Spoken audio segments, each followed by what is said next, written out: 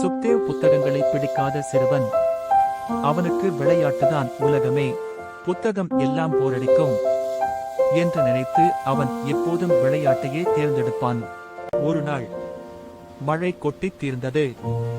வெளியே போகவே முடியவில்லை. அப்போது அம்மா ஒரு பழைய புத்தகத்தை அவன் கையில் வைத்தார். சலிப்போடு சுக்தேவ் புத்தகத்தை திறந்தான்.